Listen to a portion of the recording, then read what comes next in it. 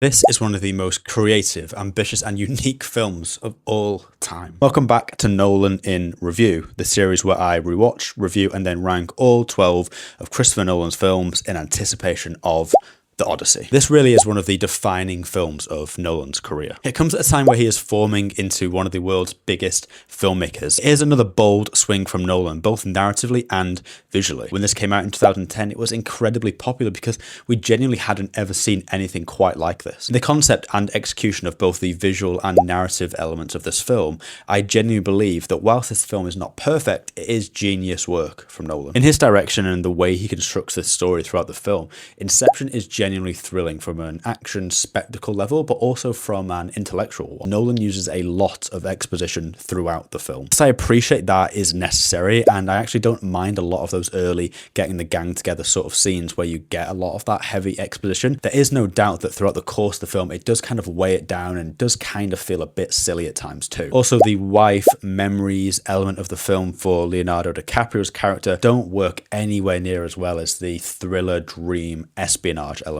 This is a tough one because there was a time for me where this would have been a 5-star film, but something about this rewatch, the flaws stood out to me more and it didn't quite have that same magic that it's had for me in the past. So with that, I'm actually going to give it a 3.5 stars out of 5. So for Inception's ranking, this is definitely not as good as The Dark Knight or The Prestige, but there are still some incredible things in this film, so I'm going to put it above Memento. Next up, we have what is probably Nolan's most divisive film, The Dark Knight Rises.